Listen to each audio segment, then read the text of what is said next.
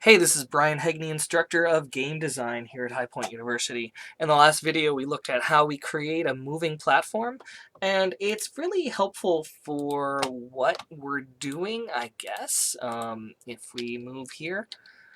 But what if I want this platform to raise me up and to stay there until I come back for it? Like, let's say I don't want it to move back down.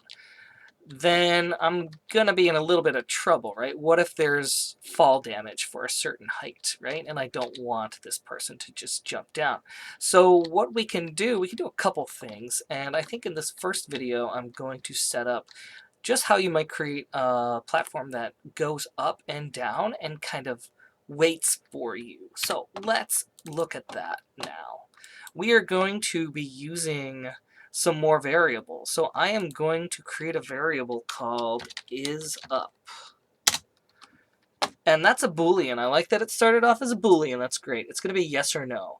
And when we start out, we just happen to be, look at this, please compile the blueprint to see the default value. So yes, that's why I always say compile in order to change the value of the default value. IsUp is false. It's unchecked, so that's good because it's down. What we're going to do is, instead of hooking up, let me go ahead and delete this whole print string there.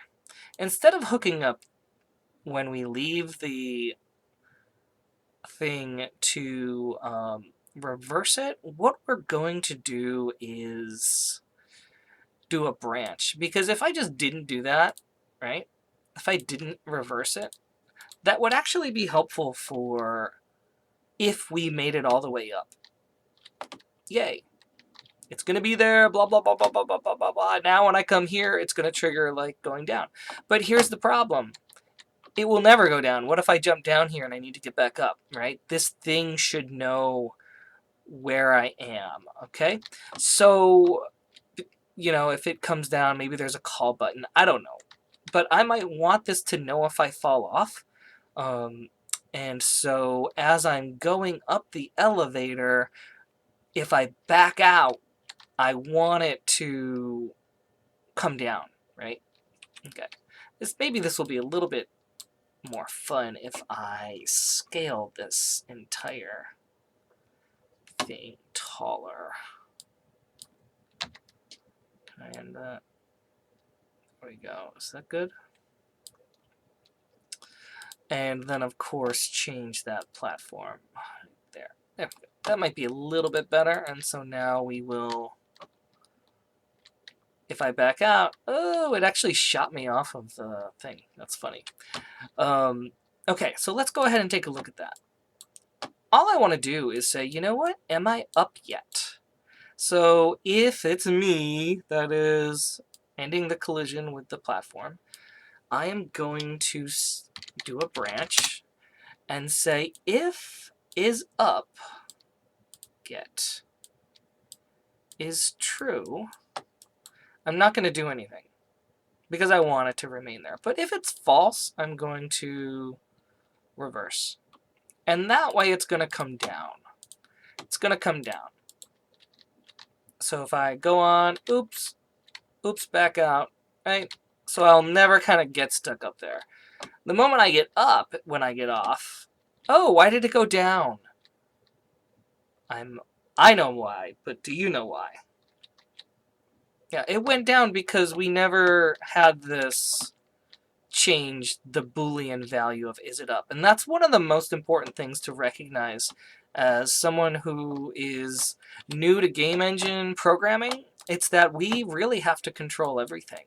So I have to put in here when this animation, when does isUp change to up? And if we play the whole thing, and once we finish, so we are going to say when we are finished with this animation,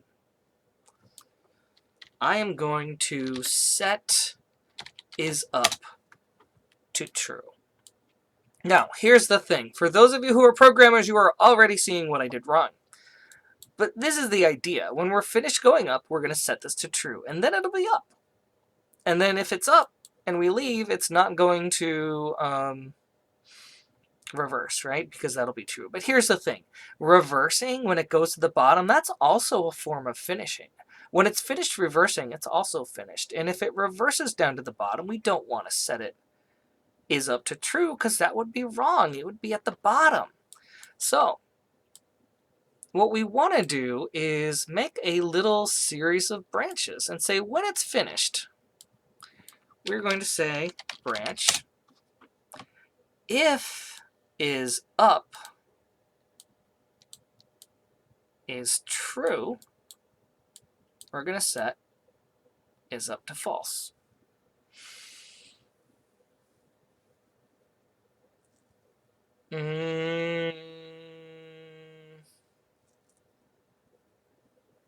Hold on, I'm going to pause this. Oh, okay. So, I've never set up a moving platform like this before. I don't really love what I'm doing, so I'm actually going to take out this whole component of ending that overlap. I am going to kind of delete all of this. I'll go ahead and keep this red thing in here, but what I want to do is essentially trigger, just because it's more fun, the elevator go up, and this is just going to keep repeating over and over again. So jumping on it or stepping on it once is going to set this off for a pretty much infinite loop of going up and down. This is going to be a much easier way to kind of show off the is up function. Okay, so what we're going to do is say when we're finished, I'm going to drag out a finished, and I'm going to say delay. We looked at delay for a brief moment. Let's go ahead and delay this for 1 second. And when we complete it, we could say reverse. We could say reverse. Let's do reverse from end, because that's going to be a little bit more interesting, and you'll see why. So it plays, it updates, it goes from A to B. When it's finished, it pauses for a second, and it reverses from the end. And see if you can imagine in your head what's going to happen.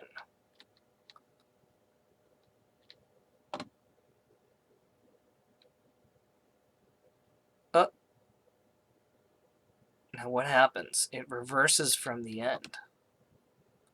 So every time, so the first time it happens, it goes up, it goes down, and then it keeps going down. And the question is, why does it keep doing that? Where is the going forward function? So let's look at that. Why? And it's because it's on this loop. So the first time it plays from the beginning, so it brings it up. When it's finished, it reverses from the end. When that's finished, it reverses from the end. When that's finished, it reverses from the end. So this is going to keep going and going and going. Now, what we want to do is tell it to only do that if it's up, right? Because when it's down, you want to play it from the start. So let's go ahead and do that. And so when it's finished, what we're going to do is we are going to check. First of all, yeah, we'll check. So you finish. We're going to say branch. We're going to branch this narrative, and the condition is going to be, is it up? Now, the moment it's finished, right? Remember, it starts off where is up is false. So if it's false and it finishes that first animation, guess what? It's going to set is up. It's going to change that to true, because now it's up. It's true. And if it's true and it finishes, that means it was true. Set is up. And now it's finished reversing and it's down. Okay? There. Now what I'm going to do is say delay. I'll drag both of these into the delay. And the next thing I'm going to do is after the 1 second delay, I'm going to do another branch. And this is yet another checking is up. Because if is up is true, it needs to reverse from the end. Well, that's exactly what it defaults to. That's good. And if it's false, so a little tricky to do this. It needs to play from the start. Now, because we don't like these crossing everything, I'm going to double click in here and make these little nodes. There. And I'm going to make this node here. This node here. Okay. There we go. It's a little bit easier to read once we move these up. There we go. Oops. Let's do that. There we go. So true reverses from end. And now these are going to flip-flop back and forth. And we can also always tell if it's up or down, right? So let's go ahead and compile that, save it, play this. So let's see if this works. We go up, we go down. We go up, we go down. And even if I get off of this, this is now going to keep going forever and ever. Okay.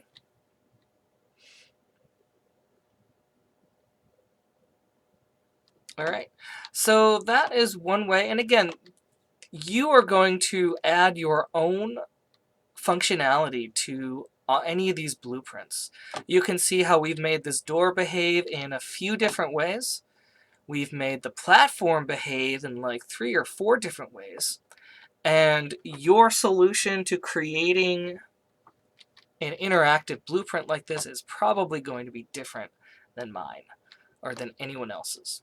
So with that being said, I think we'll probably, if we have other videos, what I want to do is talk about blueprint communication and how I can affect one blueprint from another blueprint. And we've already done that in a couple ways, but we're going to do it again. Okay? All right. Bye.